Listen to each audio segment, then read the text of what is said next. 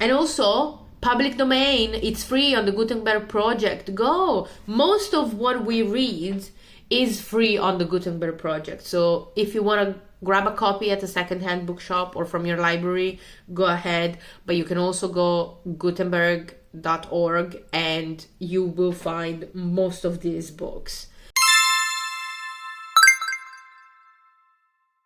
Okay, fast.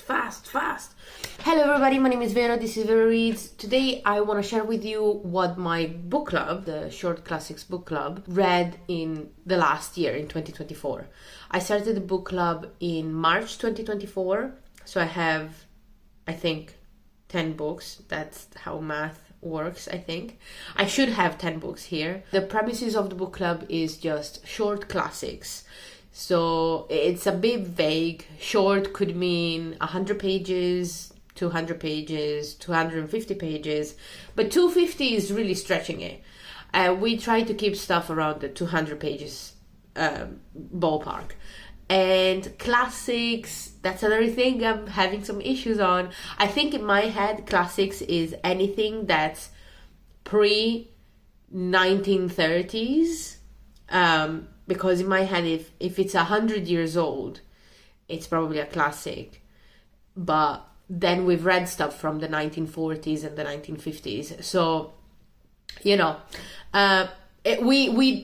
nothing is a hard rule. We whatever we want to read, we read as long as it's vaguely in those parameters. But yeah, so let's start with the first book that we read ever. It was March 2024. And just to get people in, because I knew that my idea was I want to make classics accessible to people. And so I want to bring people in with sneakiness, saying, this is a story you've heard of a lot, but did you know that it's a really, really short story? And did you know that there's a book club where it's, beginner friendly? You don't need to have 3 PhDs to join and talk about classics. So that was kind of like why I wanted to start the book club and how I framed it. And so the first book we read was The Strange Case of Dr. Jekyll and Mr. Hyde by Robert Louis Stevenson. Wow, I tabbed this a lot. You can see that I was really, really eager because it was the first book club pick. The story is actually less than 100 pages. It's 96 pages, and it was nice. It has a lot to say. My tabs say Gothic, social norms and social rejection, quotes, red herring. Like there's a full tab just for the red herrings because it is a mystery in the end. Foreshadowing, which in this book is done amazingly, and queer hints, which is another thing that's big about this book, is again a story that's so well told. It's really present in media in general, the duality of Dr. Jekyll and Mr. Hyde, but not a lot of us have read the original source, and so not a lot of us know that it has so many themes packed inside. There's a lot about science and how science affects culture, and about the ethical aspects of science, and there's a lot about the human nature and human desires and what it does to us when we suppress them really violently. And so many good things. Okay, so I cannot spend 15 minutes on each book. So I'm gonna have to just keep it short. But if you want an in-depth analysis of any of these books, let me know, because I could talk about each and every one of these books for a long time. I also want to talk about the discussion we had in the book club. So for this book, it was so cool because we had someone that had never read or even clocked the Jekyll and Hyde duality, the Jekyll and Hyde story.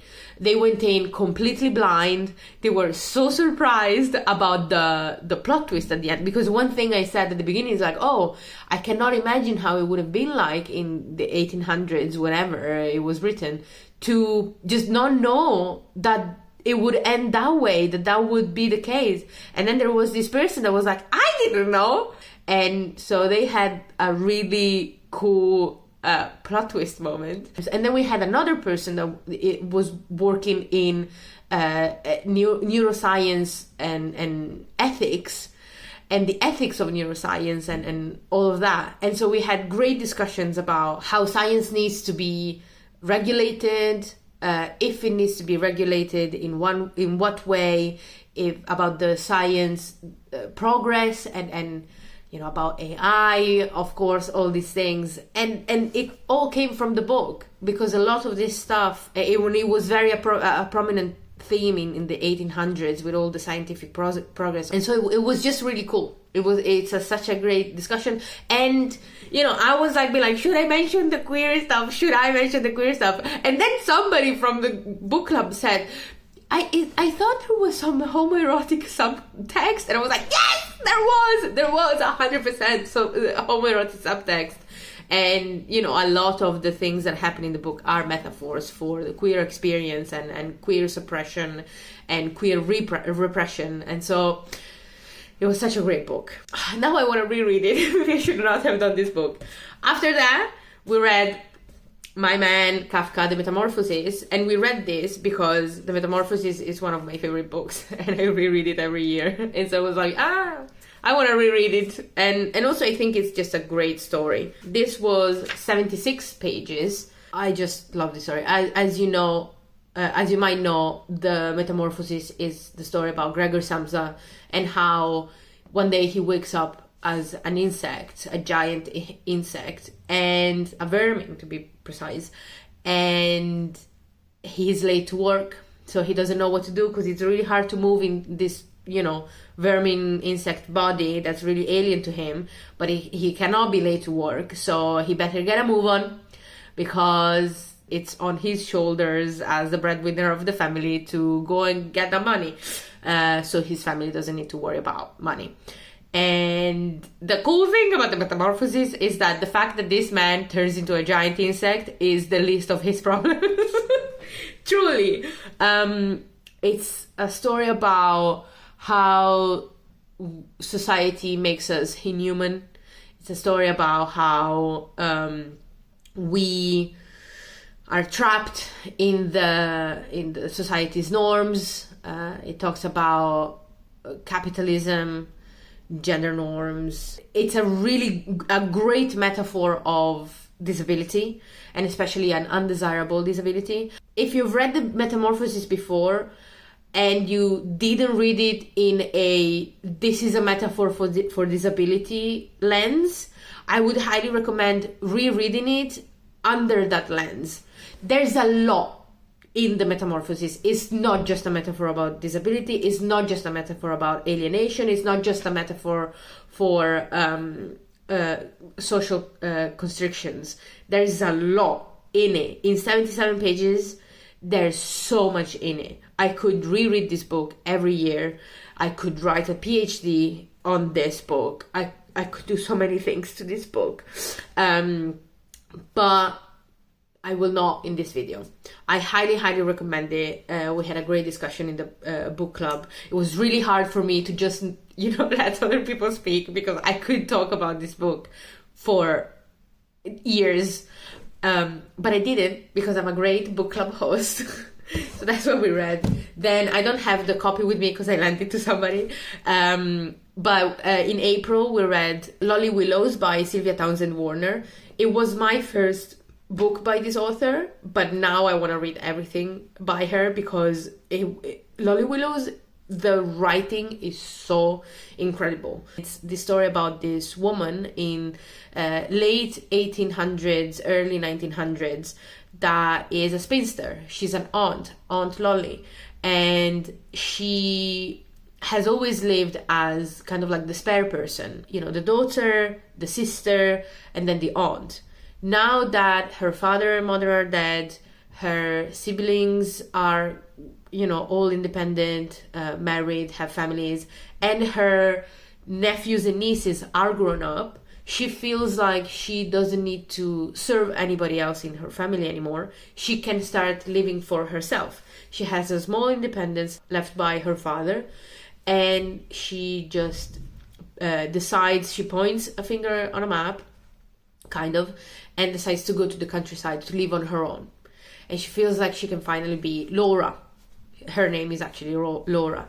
And she can stop being Aunt Lolly and just, explore what it means to be herself, and also what it means to be in the world instead of in the house. It's a great book to read in the springtime because it talks about communing with nature, exploring nature, seeing nature grow and nature flourish and nature evolving, and being moved to evolve yourself, and also communing with the devil at some point. Sometimes in this book club, it's just me and one other person, and I think this was one of those cases.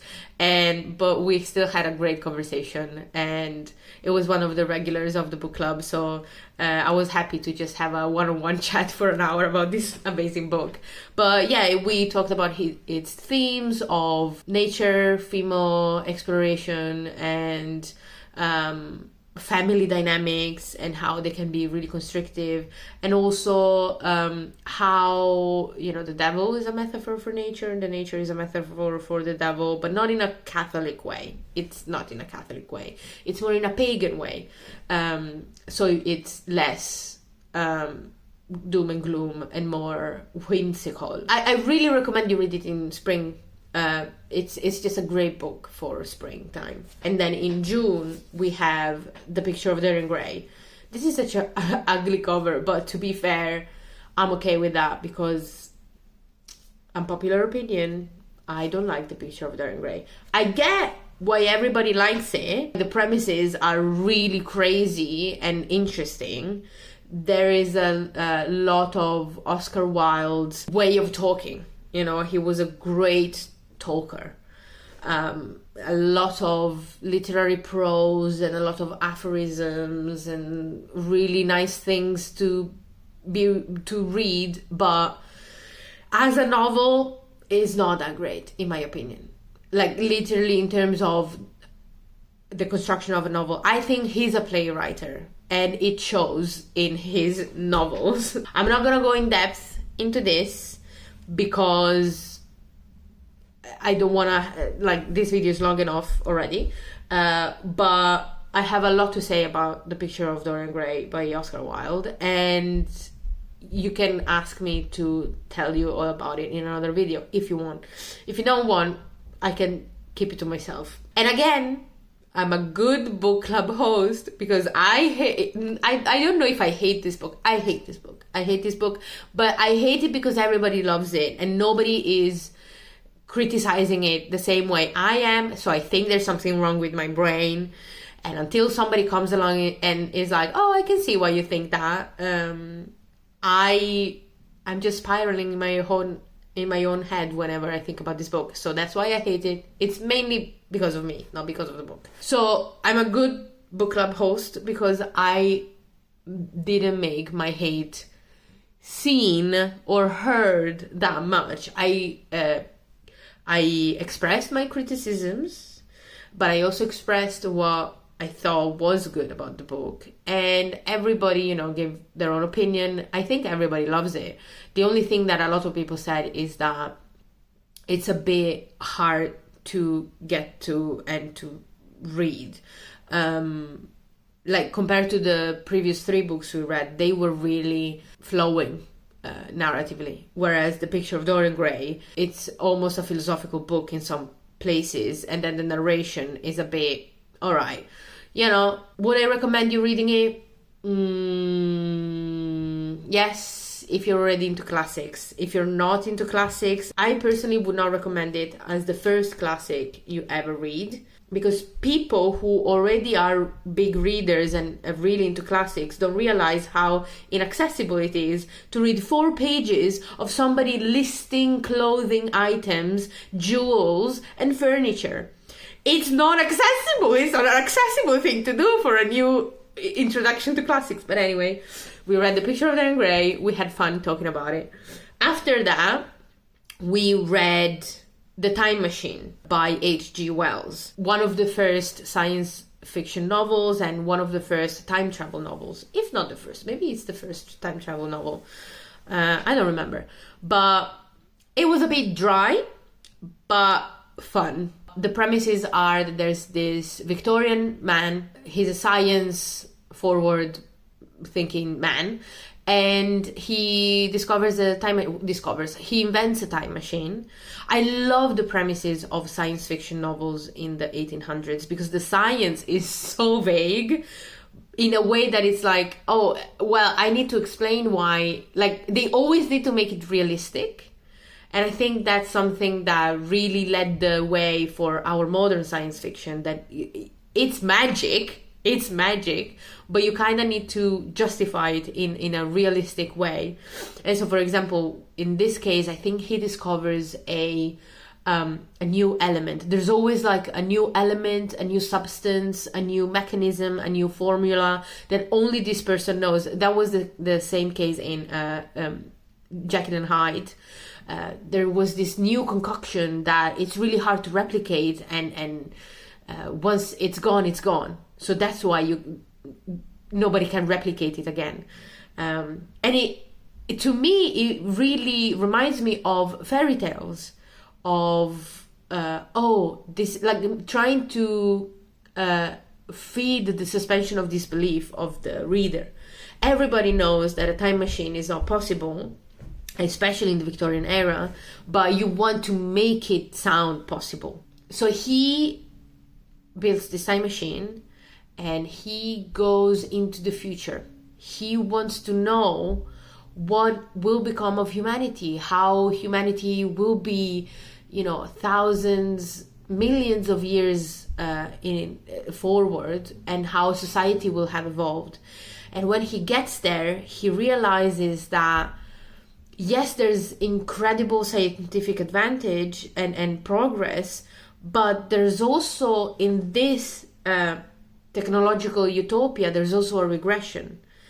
And there's a lot of commentary on social class and how technology is a privilege of the higher class, and how the working class needs to kind of feed this technological advancement, and how this will dehumanize both the working class and the upper class.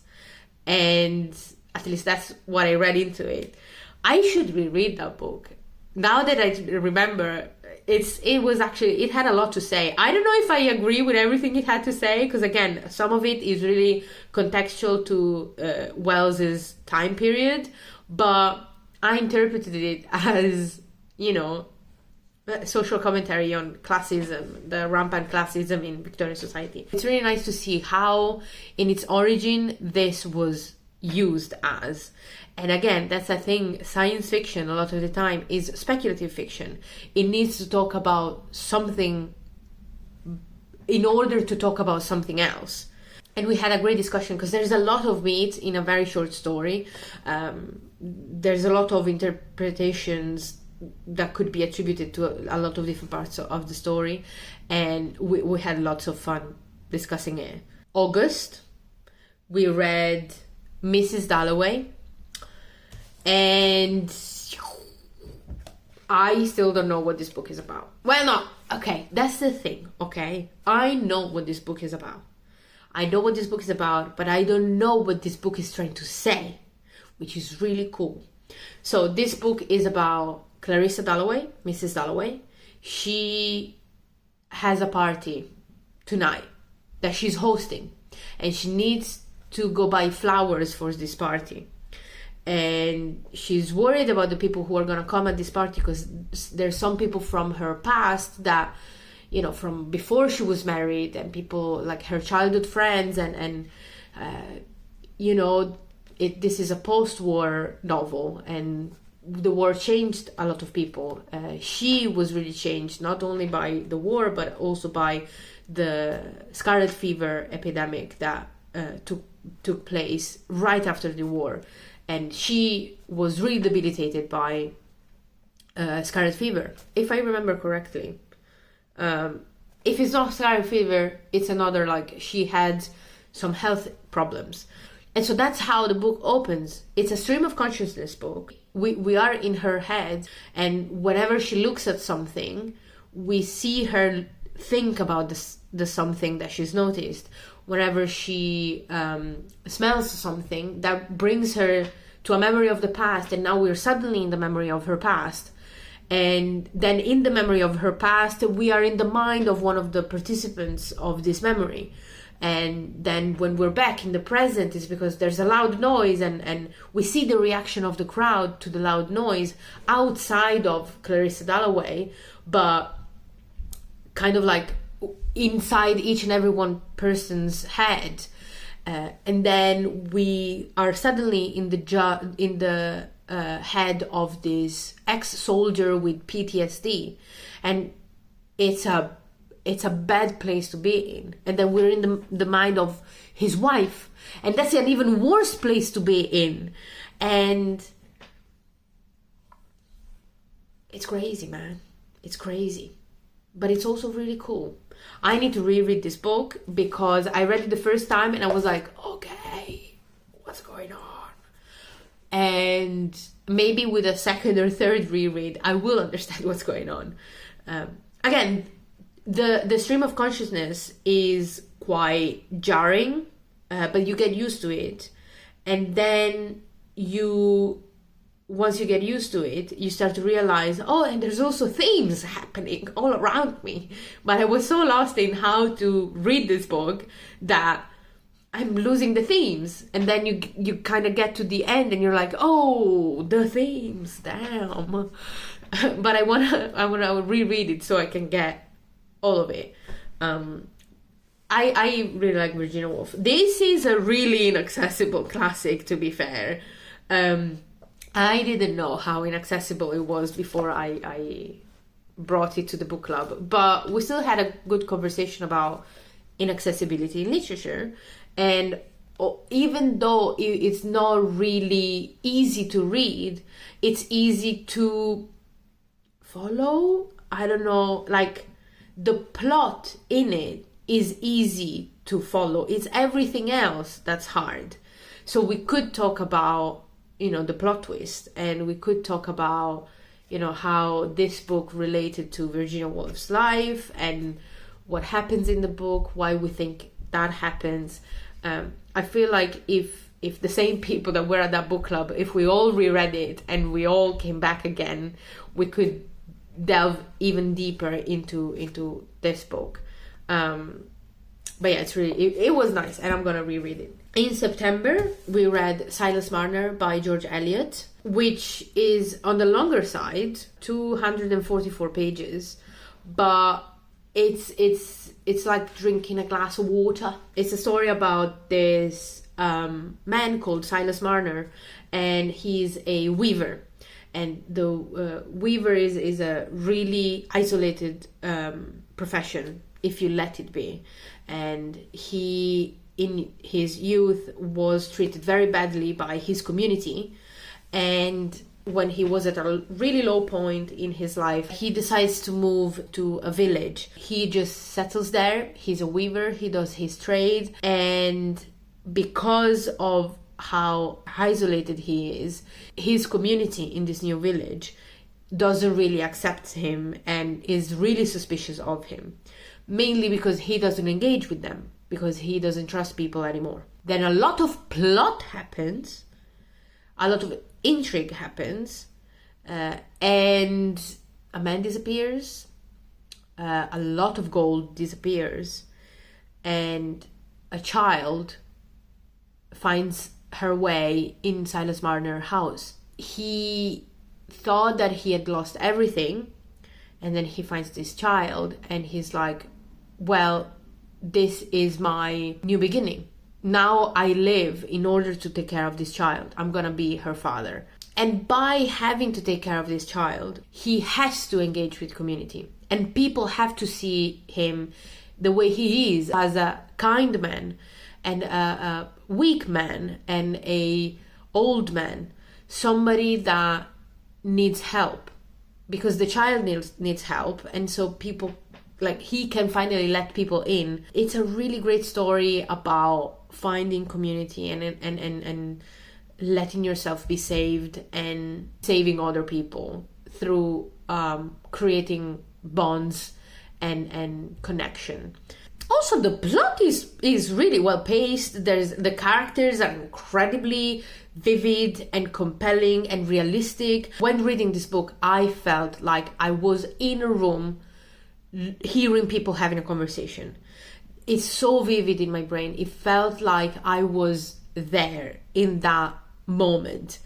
And doesn't happen often with me. I find it really hard to immerse myself sensorily in a book. Intellectually, yes, but sensorily, like as if, that's what I'm leaving. No, it's really hard for me. And it happened with this book. And I think it's because George Eliot is truly masterful in her way of describing and characterizing places and people. Then in October, we read Frankenstein by Mary Shelley, but I'm not going to talk about Frankenstein by Mary Shelley because nobody came to the book club because we had a huge ass storm and there was a marathon on that same day. So nobody showed up, but that was the plan. I will propose Frankenstein by Mary Shelley again for this year's book club in October. Just because, to keep with the vibes, it's a really gothic book. And also I have a lot to say on Mary Shelley, Frankenstein. It's one of my favorite books. But one thing I will say here is that I previously had read the 1818 version. There's two versions. The 1818 version and the 1837, I think, 36 version. And the latter one is heavily revised. And I prefer the first one. I think the first one is more to the point, is more streamlined. I think there's a lot added to the latter one that is clunking the text down. So I would recommend, if you want to read one of the two, you go with the original text. There's a personal preference. In November, we read Northanger Abbey by Jane Austen, one of my favorite Jane Austens. It is so funny, really, really funny. Another instance where only one person showed up, but we had a great chat. And it's just a great funny book about growing up sheltered and realizing that the world and people kind of suck sometimes, but also that you need to figure out for yourself what's real and what's not real. Really important in this day and age. Common sense, there you go. You need to develop some common sense in your life in order to be fulfilled and achieve your dreams. If you don't have common sense, you will get taken advantage of, and also you will hurt other people. And I think that's really, it's such a nice thing in this book. The main character is naive, but not just because women are supposed to be naive. She just hasn't had a lot of life experience, and she does get worldly in some way, but that is not equated with, worldly means that you're jaded, or worldly means that you're evil now, you're cunning. No, worldly means that you don't let people take advantage of you, which is a great message for young women. And this book was written specifically for young women of the time, because it talks about the phenomenon of, the same phenomenon we're seeing here, of reading Gothic novels or dark romances, if you will, and getting so lost in the fantasy of it that you don't realize what's actually happening with the people around you in the real world, and how they can, they're not out of a novel. They're not monsters, but they're not saints. It's not, there's a good person and a bad person. You have people who are kind or are, selfish, kind of. Or, you know, that even though they care for you, they might not have your best interest at heart because they don't know what your best interests are. And that's why you need to figure out for yourself what's good for you, what's best for you, and then stand your ground and pursue that in the way that you could in the 1800s as a woman. But yeah, so it's a great book, and I highly recommend it. It's so funny. The characters are jumping off the page with how, you know, human they are and realistic they are. And when reading this book, I was like, I've met that person. I've met that kind of person. And that's something with Jane Austen that happens a lot to me. That I'm like, I went to school with her. Or, you know, that guy, one of my co-workers was exactly that way. And it's so cool because it was written 200 years ago. In December, of course, we read A Christmas Carol. Why? Because I'd never read it. A lot of people have never read A Christmas Carol. This edition is so cool. And I just needed to I knew the story. All the people that came to the book club knew the story, and none of us had read the book. And that's kind of like the point. With especially the 2024 Short Classics Book Club. Books that you know about, but you haven't read. I loved A Christmas Carol by Charles Dickens. I really, really loved it. As I said, I've watched countless movies, adaptations. I knew the story, but there's so much more in the book.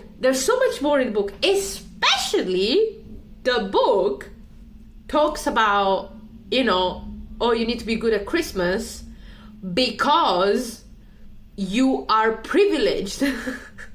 It's not just a thing of, oh, you need to be good at Christmas because the Christmas cheer, the Christmas spirit. No, it's talking about if you're rich at Christmas and you have loads of money and loads of things to eat and loads of riches and privilege, you need to share that with people who are less fortunate. It's not just because we all need to be better at Christmas. If you're rich, you need to give to the poor all year round, but especially at Christmas. Like, that's not a point that I see a lot in a lot of Christmas Carol adaptations. You know, this journey is not the journey of how Ebenezer Scrooge learns how to celebrate and appreciate Christmas. It's how Ebenezer Scrooge learns empathy and learns how he's failing his own people, the people who have put him where he is, and that his neighbors, his community, all of those are, you know, he's failing constantly, and that's why he will go to hell. Like, that's the whole point. It's not because he cannot appreciate Christmas. The movie adaptations are less class conscious, I feel like, than the book. But anyway, we had a really good conversation about it, and a lot of people liked it. Yes, I'm gonna wrap this up. Let me know if you want an in-depth analysis of these books. These are books that I want to talk to people about, and I want people to tell me their opinions on them. And if anybody else has gripes with the Picture of Dorian Gray, please let me know, because I cannot be the only one. And I know that a lot of people don't like it because of the language. That's not an issue. I think the language is beautiful. The novel's structure is a bit flaky, and the characterization is a bit flaky. Also, the themes are all over the place, but that's Oscar Wilde, you know. So, all right, I'm gonna let you go. See you next time. Thanks for watching. Bye bye.